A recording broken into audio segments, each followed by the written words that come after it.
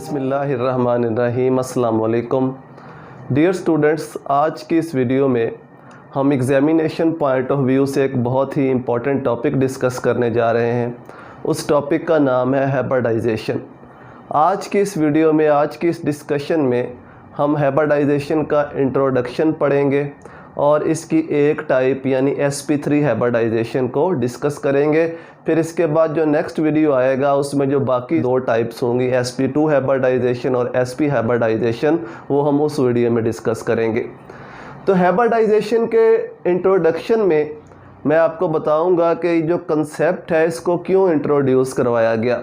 हालांकि आपके सिलेबस में ये चीज़ नहीं है, आपके सिलेबस में सिर्फ इसकी डेफिनेशन ही है। एग्जामिनेशन पॉइंट ऑफ व्यू से डेफिनेशन ही इम्पॉर्टेंट है, लेकिन हमको पता होना चाहिए कि इस कंसेप्ट को क्यों इंट्रोड्यूस करवाया गया है, हाइब्रिडाइजेशन के कंसेप्ट को। तो पहले हम इसका थोड़ा सा इंट्रोडक्शन पढ़ेंगे, फिर उसके बाद इसकी पहली टाइप sp3 हाइब्रिडाइजेशन को डिस्कस करेंगे। तो ये कंसेप्ट इंट्रोड्यूस करवाया था साइंटिस्ट पाउलिंग ने 1930 या 1931 में। इसकी ज़रूरत क्यों पेश आई? अगर आपको वैलेंस बॉन्ड थ्योरी का याद हो तो वैलेंस बॉन्ड थ्योरी हमें ये कहती है कि कोई भी एटम उतने ही कोवलेंट बॉन्ड बना सकता है जितने उसके पास हाफ फिल्ड एटॉमिक ऑर्बिटल होते हैं। कोई भी एटम उतने ही कोवलेंट बॉन्ड बना सकता है जितने उसके पास हाफ फिल्ड एटॉमिक ऑर्बिटल होते हैं। तो मैं यहाँ पे 3 एटम्स की इलेक्ट्रॉनिक कन्फिग्रेशन लिख रहा हूँ। कार्बन, एटॉमिक नंबर इसका 6 होता है, 1s2, 2s2, 2px1, 2py1 and 2pz0। ये इसकी इलेक्ट्रॉनिक कन्फिग्रेशन है कार्बन की।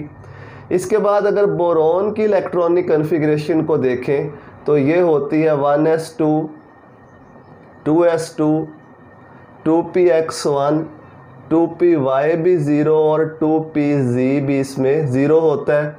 बेरिलियम, एटॉमिक नंबर इसका 4, कन्फिग्रेशन इसकी 1s2, 2s2, 2px भी 0, 2py भी 0 और 2pz भी 0।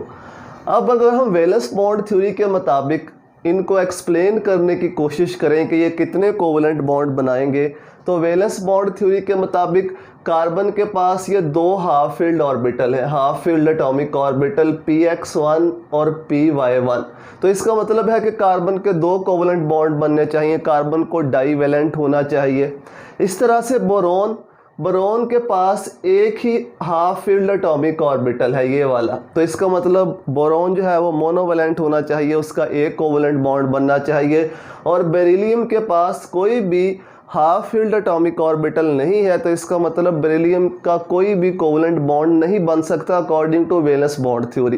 तो पाउलिंग ने इस चीज़ को इस तरह से एक्सप्लेन किया कि ये वाले जो एटम है ये ग्राउंड स्टेट में बॉन्ड फॉर्मेशन नहीं करते, ग्राउंड स्टेट में या लो एनर्जी स्टेट में ये बॉन्ड फॉर्मेशन नहीं करते।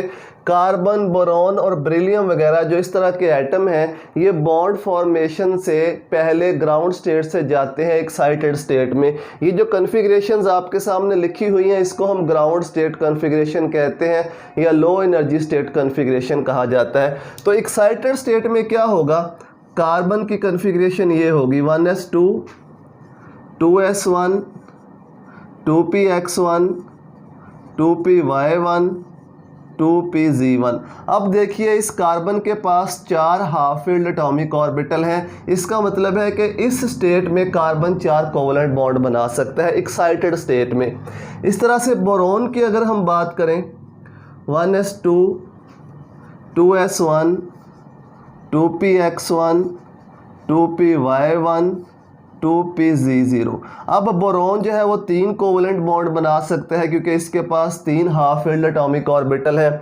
और इस तरह से beryllium 1s2, 2s1, 2px1, 2py भी 0 होगा और 2pz भी 0 होगा। ये मैंने इन एटम्स की एक्साइटेड स्टेट्स को लिखा। एक्साइटेड स्टेट में क्या होगा, s में 2 इलेक्ट्रॉन है, इनमें से एक इलेक्ट्रॉन, इन 2 में से एक इलेक्ट्रॉन शिफ्ट हो जाएगा वैकेंट p ऑर्बिटल में। उस स्टेट को हम कहेंगे एक्साइटेड स्टेट। उस स्टेट को क्या कहा जाएगा, एक्साइटेड स्टेट, या उसको हाई एनर्जी स्टेट भी कह सकते हैं। तो एक्साइटेड स्टेट में आने के बाद हम देख सकते हैं कि कार्बन के पास 4 हाफ फील्ड एटॉमिक ऑर्बिटल हैं, 4 बॉन्ड बना सकता है। बोरोन के पास 3 हाफ फील्ड एटॉमिक ऑर्बिटल हैं तो 3 बॉन्ड बना सकता है। बेरिलियम के पास 2 हाफ फील्ड एटॉमिक ऑर्बिटल हैं तो ये 2 बॉन्ड इजीली अब बना सकता है। अब सेकेंडली जो हाइब्रिडाइजेशन की थ्योरी है वो इस चीज़ को एक्सप्लेन करती है। अगर हम कार्बन देखें, अब 4 बॉन्ड तो इसके बन सकते हैं। सपोज इसी कार्बन ने हाइड्रोजन के साथ 4 बॉन्ड बनाने हैं तो ये चारों ऑर्बिटल इन्वॉल्व होंगे, ये वाले। अब हमें ऑर्बिटल्स की अगर शेप्स याद हो तो हमें पता है कि जो एस की शेप है वो इस तरह से होती है स्फेरिकल, और जो पी की शेप्स हैं वो डंबल होती हैं। जो पी ऑर्बिटल्स हैं वो डंबल शेप के होते हैं और जो एस ऑर्बिटल्स हैं वो स्फेरिकल होते हैं। अगर 4 हाइड्रोजन यहाँ पे आके बॉन्ड बनाते हैं, एक हाइड्रोजन यहाँ पे इसके साथ, दूसरा हाइड्रोजन इस हाफ फील्ड के साथ, तीसरा इस हाफ फील्ड के साथ और चौथा इस हाफ फील्ड के साथ, तो इसका मतलब है कि हाइड्रोजन के पास तो एक ही ऑर्बिटल होता है 1s1, उसमें एक इलेक्ट्रॉन होता है। तो इस s के साथ हाइड्रोजन का 1s ओवरलैप करेगा। ये कार्बन का 2s ऑर्बिटल है ये वाला, और ये हाइड्रोजन का 1s ऑर्बिटल, ये कार्बन, और ये जो नीचे वाला एटम मैंने लिखा हुआ है ये किसका ऑर्बिटल है, ये हाइड्रोजन का। इस तरह से कार्बन के ये p ऑर्बिटल है लेकिन हाइड्रोजन का 1s ऑर्बिटल, यहाँ पे भी हाइड्रोजन का 1s ऑर्बिटल और यहाँ पे भी हाइड्रोजन का 1s ऑर्बिटल ओवरलैप करेगा तो ये 4 बॉन्ड बनेंगे इस तरीके से। अब इनमें प्रॉब्लम ये है कि अगर हम इस बॉन्ड को देखें तो ये वाला जो बॉन्ड बनता है ये s और s की ओवरलैप से बनता है, कार्बन का भी s ऑर्बिटल और हाइड्रोजन का भी s ऑर्बिटल। लेकिन ये वाले जो तीनों बॉन्ड हैं ये p और s की ओवरलैप से बनते हैं। कार्बन का p ऑर्बिटल है, ठीक है, p ऑर्बिटल, और जो हाइड्रोजन है उसका s ऑर्बिटल है। 4 बॉन्ड तो बन जाएंगे, लेकिन इसमें प्रॉब्लम ये है कि ये वाला जो बॉन्ड है इसका कोई ना कोई फैक्टर डिफरेंट होना चाहिए, क्योंकि ये एस एस की ओवरलैप से बनता है। या तो इसकी बॉन्ड एनर्जी इन तीनों से डिफरेंट होनी चाहिए, या इसका बॉन्ड एंगल डिफरेंट होना चाहिए, कुछ ना कुछ डिफरेंट होना चाहिए। लेकिन जब हम CH4 यानी मीथेन के मॉलिक्यूल को देखते हैं, मीथेन के मॉलिक्यूल को, तो इसमें चारों के चारों बॉन्ड एंगल भी सेम होते हैं और तमाम बॉन्ड की बॉन्ड एनर्जी भी सेम होती है। इसका मतलब है कि इस तरीके से तो बॉन्ड नहीं बन सकता। ये डिफरेंट ऑर्बिटल्स की ओवरलैप से बॉन्ड बन रहा है, ये डिफरेंट ऑर्बिटल्स की ओवरलैप से 3 बॉन्ड बन रहे हैं। तो हाइब्रिडाइजेशन हमें ये भी बताती है कि ये चारों ऑर्बिटल, जो कार्बन के ये 4 ऑर्बिटल हैं 2s और ये 3p ऑर्बिटल, ये बॉन्ड बनाने से पहले आपस में मिक्स होते हैं, इनकी मिक्सिंग होती है। मिक्स होकर ये नए ऑर्बिटल बनाते हैं। उन ऑर्बिटल्स को हम हाइब्रिड ऑर्बिटल्स कहते हैं। सेम यही होगा बोरोन के साथ। बोरोन बॉन्ड फॉर्मेशन से पहले, बॉन्ड बनाने से पहले अपने इन ऑर्बिटल्स की ओवरलैप करेगा, मिक्सिंग करेगा, नए ऑर्बिटल बनाएगा, उनको हम कहेंगे हाइब्रिड ऑर्बिटल्स।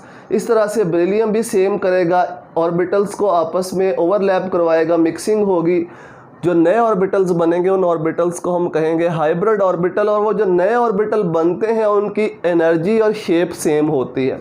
इनकी हम देखें तो शेप डिफरेंट है, ये स्फेरिकल है, p डंबल ऑर्बिटल होते हैं। लेकिन जो नए ऑर्बिटल बनेंगे इनकी मिक्सिंग के बाद उनकी शेप भी सेम होगी और उनकी एनर्जी भी सेम होगी। सपोज ये एक 2s ऑर्बिटल कार्बन का, ये px ऑर्बिटल, py ऑर्बिटल और pz ऑर्बिटल। आप इनको एक्सिस के लॉन्ग भी बना सकते हो, ऐसे बनाना चाहो तो इनको ऐसे भी बना सकते हो।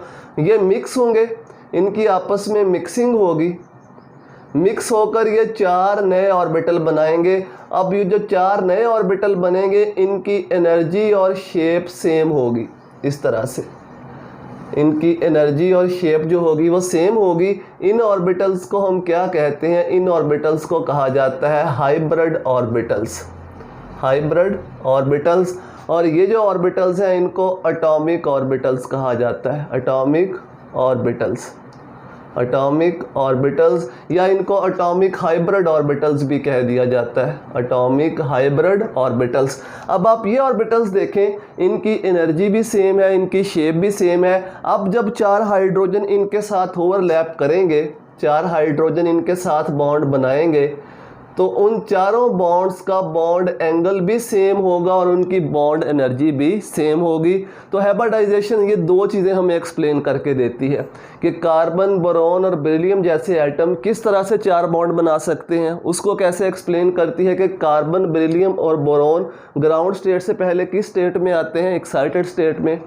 फिर इनके जो बॉन्ड्स बनते हैं उनका एंगल, एनर्जी वगैरह सेम क्यों होती है, उसको भी एक्सप्लेन करके बताता है कि जो ऑर्बिटल है ये एज सच बॉन्डिंग में पार्टिसिपेट नहीं करते, बल्कि बॉन्ड बनाने से पहले इनकी आपस में मिक्सिंग होती है, आपस में ओवरलैपिंग होती है। उस ओवरलैपिंग को क्या कहा जाता है, हाइब्रिडाइजेशन। उस हाइब्रिडाइजेशन के नतीजे में एटॉमिक ऑर्बिटल्स जो है वो मिक्स होकर नए ऑर्बिटल्स बनाते हैं, जिनको हम कहते हैं एटॉमिक हाइब्रिड ऑर्बिटल्स। जितनी तादाद में ये एटॉमिक ऑर्बिटल मिक्स होंगे उतनी ही तादाद में हाइब्रिड ऑर्बिटल बनेंगे। और हर हाइब्रिडाइजेशन की जो हम टाइप पढ़ेंगे उसकी स्पेसिफिक ज्योमेट्री होगी, ऑर्बिटल्स की स्पेसिफिक ज्योमेट्री होगी और इनके दरमियान स्पेसिफिक एंगल भी होगा। तो हाइब्रिडाइजेशन को हम डिफाइन कैसे करते हैं, हम कहते हैं प्रोसेस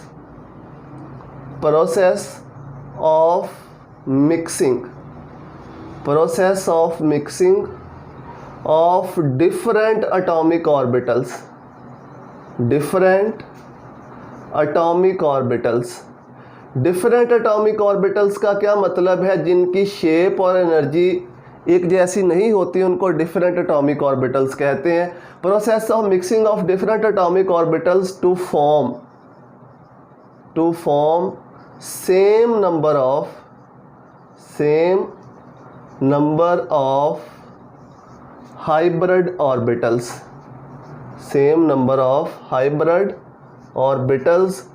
hybrid orbitals जो है with the same shape and energy, with same shape and energy। जो हाइब्रिड ऑर्बिटल्स बनेंगे उनकी शेप भी सेम होगी और उनकी एनर्जी भी सेम होगी। तो इस प्रोसेस को हाइब्रिडाइजेशन का नाम दिया जाता है। अब ये जो मिक्सिंग होती है एटॉमिक ऑर्बिटल्स की, ये डिफरेंट वेज में हो सकती है। एस और पी की भी मिक्सिंग होती है, एस, पी और डी की भी मिक्सिंग होती है। फिलहाल हम जो डी वाले हैं, जिनमें डी इन्वॉल्व होता है, वो हमारे सिलेबस में नहीं है। हम यहाँ पे जो मिक्सिंग पढ़ने वाले हैं, जो हाइब्रिडाइजेशन पढ़ने वाले हैं, वो एस और पी की हाइब्रिडाइजेशन पढ़ने वाले हैं। अब एस और पी की हाइब्रिडाइजेशन तीन डिफरेंट तरीक़ों से हो सकती है।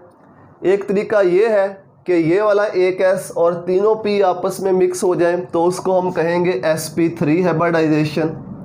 एक तरीका ये है कि ये एक एस और दो पी मिक्स हो, तो उसको हम कहेंगे sp2 हाइब्रिडाइजेशन। और एक तरीका ये है कि एक s ऑर्बिटल और एक p ऑर्बिटल आपस में मिक्स हो, तो इसको हम कहते हैं sp हाइब्रिडाइजेशन। तो ये तीन टाइप्स हमने डिस्कस करनी है हाइब्रिडाइजेशन के अंदर, sp3, sp2 and sp hybridisation. अब इसमें एक बात और कि जो इलेक्ट्रॉन एक्साइट होता है 2s से वेकेंट 2p ऑर्बिटल में जाता है, तो इस इलेक्ट्रॉन को थोड़ी एनर्जी चाहिए होती है, क्योंकि हमें पता है कि s ऑर्बिटल्स की एनर्जी कम होती है, p ऑर्बिटल्स की एनर्जी थोड़ी ज़्यादा होती है। तो ये इलेक्ट्रॉन एनर्जी कहाँ से गेन करता है, ये ड्यूरिंग बॉन्ड फॉर्मेशन जो एनर्जी चेंजेस आती हैं, उन्हीं एनर्जी चेंजेस को यूज़ करते हुए ये इलेक्ट्रॉन एक्साइट होता है। हाइब्रिडाइजेशन और जो बॉन्ड फॉर्मेशन का प्रोसेस है ये रैपिड होता है। ये नहीं है कि एटम पहले बैठा रहता है, आहिस्ता आहिस्ता इलेक्ट्रॉन जाते हैं, शिफ्ट होते हैं, फिर हाइब्रिड ऑर्बिटल बनते हैं, फिर कोई 10-15 मिनट बाद बॉन्डिंग होती है। ऐसा नहीं होता, ये प्रोसेस बहुत ही रैपिड है। जैसे ही बॉन्ड फॉर्मेशन होने लगती है, within no time hybridization होती है और हाइब्रिडाइजेशन के फ़ौरन बाद जो है वो बॉन्ड फॉर्मेशन हो जाती है। और बॉन्ड फॉर्मेशन के दौरान जो एनर्जी चेंजेस होती हैं, उन्हीं एनर्जी चेंजेस को यूज़ करते हुए ये इलेक्ट्रॉन की एक्साइटेशन होती है उसी प्रोसेस के दौरान। तो चलिए हाइब्रिडाइजेशन की पहली टाइप को डिस्कस करते हैं डिटेल से, जिसे हम कहते हैं sp3 हाइब्रिडाइजेशन। sp3 हाइब्रिडाइजेशन, जैसा कि इसके नाम से ही ऑब्वियस है, इसके अंदर एक s ऑर्बिटल इन्वॉल्व होगा इस किस्म की हाइब्रिडाइजेशन में, और 3 p ऑर्बिटल इन्वॉल्व होंगे। तो डिफाइन कैसे करेंगे हम, process of mixing 1s and 3p orbitals, 1s and 3p orbitals total 4 orbitals आपस में मिक्स होंगे, एक s ऑर्बिटल होगा और 3 कौन से होंगे, p ऑर्बिटल होंगे। तो 4 ही नए एटॉमिक हाइब्रिड ऑर्बिटल्स बनेंगे to form 4 new atomic hybrid orbitals. अब ये जो हाइब्रिडाइजेशन का प्रोसेस है ये बॉन्ड फॉर्मेशन से पहले होता है, मतलब पहले एटम की हाइब्रिडाइजेशन होती है, उसके बाद बॉन्ड फॉर्मेशन होती है। यानी जो हाइब्रिडाइजेशन है ये एक एटम की होती है, पूरे मॉलिक्यूल की हाइब्रिडाइजेशन नहीं होती। एटम की पहले हाइब्रिडाइजेशन होती है, उसके हाइब्रिड ऑर्बिटल बनते हैं, फिर वो एटम जिसके साथ भी उसने बॉन्ड बनाना होता है उसके साथ बॉन्ड फॉर्मेशन करता है। तो 2 एग्जांपल्स हम इसमें डिस्कस करने जा रहे हैं। पहली एग्जांपल है मीथेन का मॉलिक्यूल। मीथेन फार्मूला इसका क्या होता है, CH4।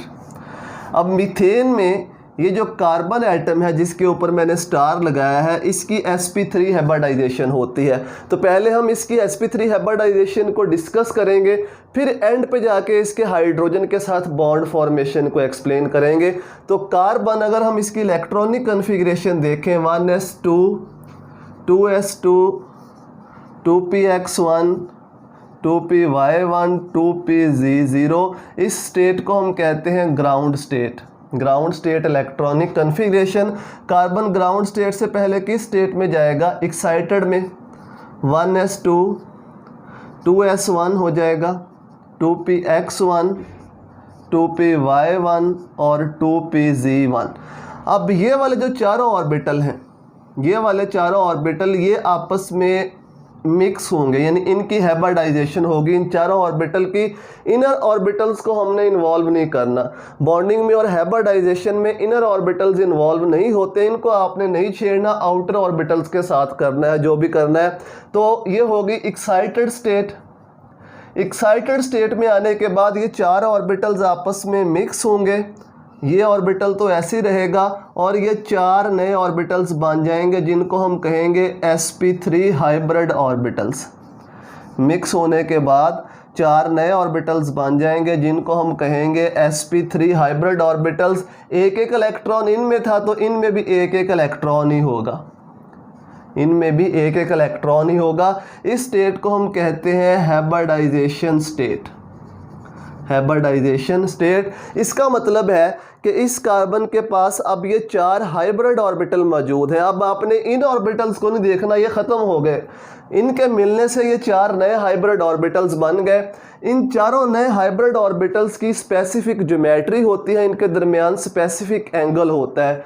डायग्राम बनाने की ज़रूरत नहीं है, लेकिन अगर आप बनाना चाहो तो आप बना सकते हो। ये एक 2s ऑर्बिटल हो गया, 2px ऑर्बिटल, 2py ऑर्बिटल और 2pz ऑर्बिटल, ये आपस में मिक्स होंगे। इनकी मिक्सिंग से 4 नए ऑर्बिटल बनेंगे। उन चारों को हम sp3 हाइब्रिड ऑर्बिटल्स कहेंगे। ज्योमेट्री वाइज हम यहाँ पे लिख देते हैं, ये खुद को अरेंज करते हैं टेट्राहेड्रल ज्योमेट्री में इस तरह से। ये 4 sp3 हाइब्रिड ऑर्बिटल, इन ऑर्बिटल्स के अंदर नाम साथ साथ लिख लेना। आप नाम नहीं लिखते इन ऑर्बिटल्स के अंदर तो बाद में आपको कन्फ्यूजन होती है, पता नहीं चलता कि ये कौन सा ऑर्बिटल है। तो इसको अपनी आदत बनाओ कि जब भी हाइब्रिड ऑर्बिटल्स को बनाओ हर ऑर्बिटल के साथ उसके अंदर उसका नाम भी लिखो। तो इस ज्योमेट्री को हम कहते हैं टेट्राहेड्रल। इस ज्योमेट्री को क्या कहा जाता है, टेट्राहेड्रल। और जो एंगल होता है इसमें वो होता है 109.5 का एंगल।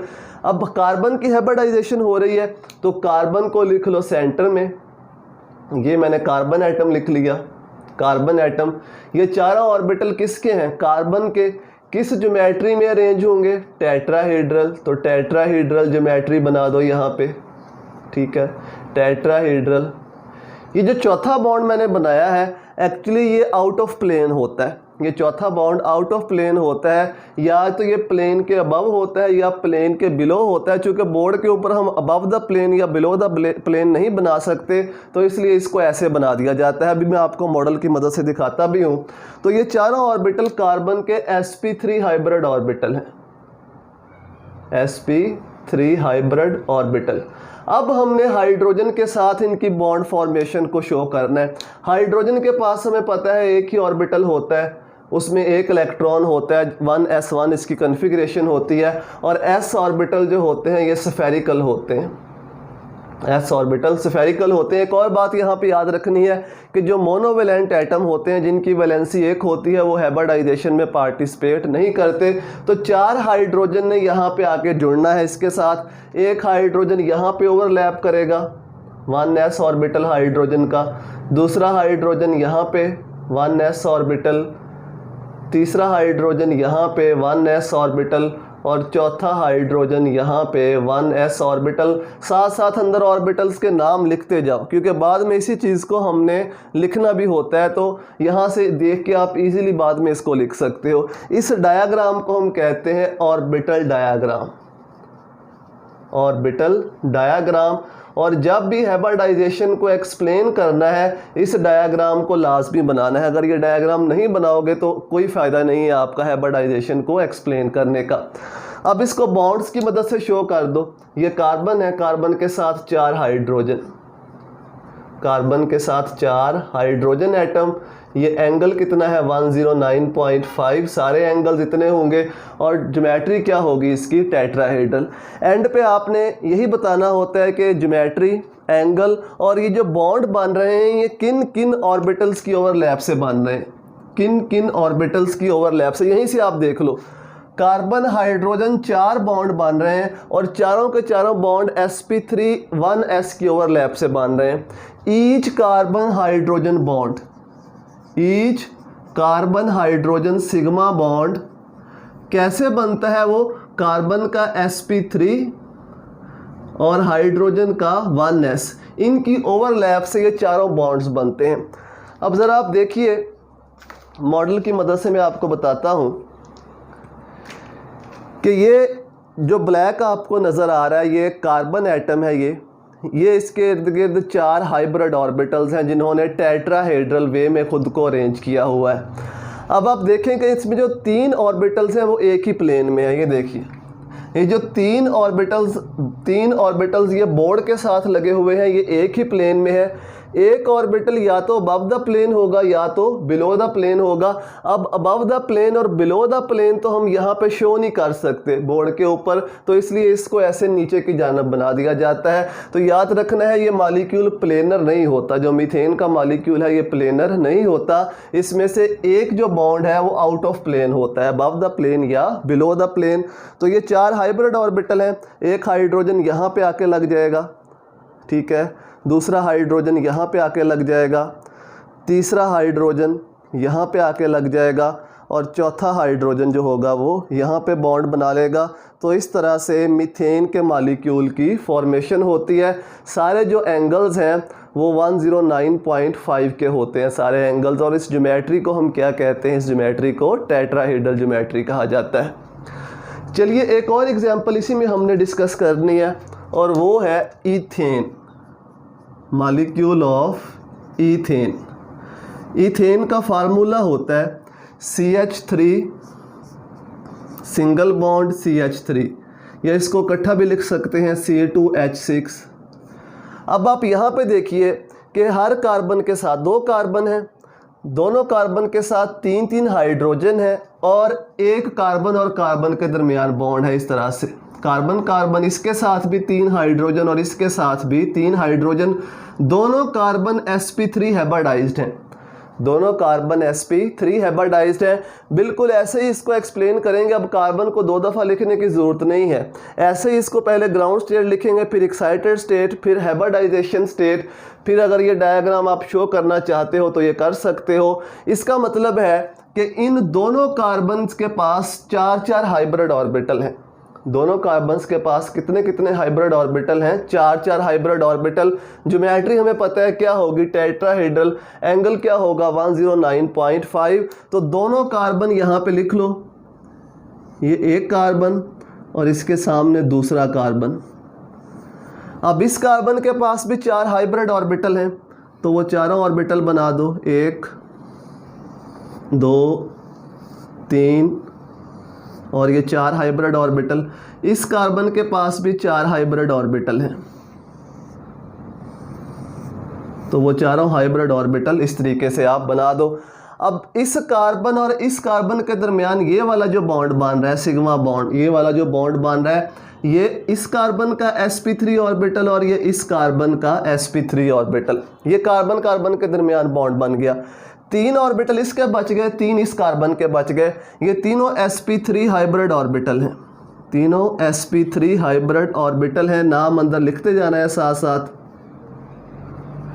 अब इसका मतलब है 3 हाइड्रोजन यहाँ पे आके अटैच होंगे, 3 हाइड्रोजन यहाँ पे आके अटैच होंगे, तो हाइड्रोजन के साथ 3-3 बॉन्ड बनेंगे।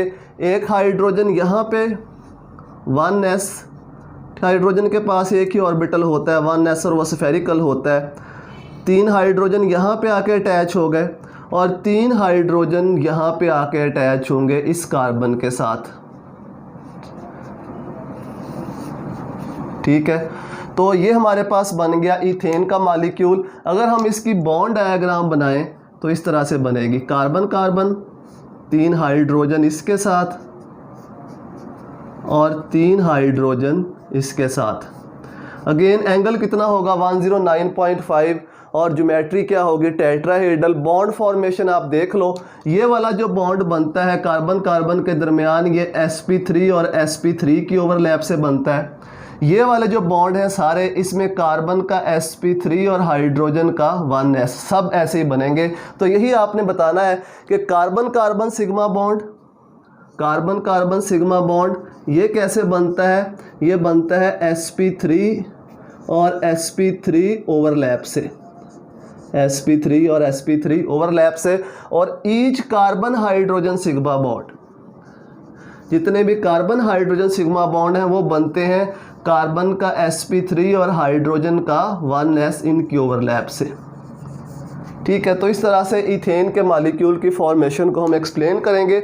मॉडल की मदद से मैं आपको बता भी देता हूँ। सपोज ये 2 कार्बन एटम है, दोनों कार्बन एटम का एक ये sp3 है, दूसरा ये sp3 है। ये sp3 आपस में ओवरलैप करेंगे तो ये कार्बन कार्बन के दरमियान बॉन्ड बन जाएगा।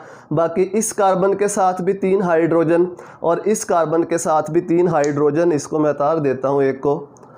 तो इस तरह से कुछ मॉलिक्यूल होगा इथेन का। ये कार्बन कार्बन के दरमियान बॉन्ड sp3 की ओवरलैप से, बाकी कार्बन हाइड्रोजन के दरमियान जो बॉन्ड हैं वो सारे sp3 और s की ओवरलैप से बनते हैं। तो कुछ इस तरह का मॉलिक्यूल होता है इथेन का। उम्मीद है कि ये हाइब्रिडाइजेशन का इंट्रोडक्शन और इसकी जो पहली टाइप है sp3 हाइब्रिडाइजेशन, ये आपको समझ में आ गया होगा। अगर आपको ये वीडियोस हेल्पफुल लगती हैं तो अपने दोस्तों के साथ शेयर करें, उनको बताएं ताकि वो भी हेल्प ले सकें। दुआओं में याद रखिएगा। अल्लाह हाफिज़।